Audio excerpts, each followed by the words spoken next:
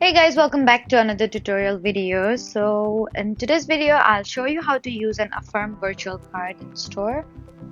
So if you want to make purchases using a virtual Affirm card, just follow along. First, open the Affirm app and access your virtual card if it is available. Next, check the card details and make sure it is ready to use. And at the checkout, use the virtual card details through a supported payment method. You can also add it to a digital wallet if that option is available. Then complete the purchase and check your Affirm app for payment details. And you need to make sure that the store accepts the payment method before trying to use the virtual card. So that was how to use Affirm virtual card in stores. Don't forget to like, comment, and subscribe for more helpful tutorials.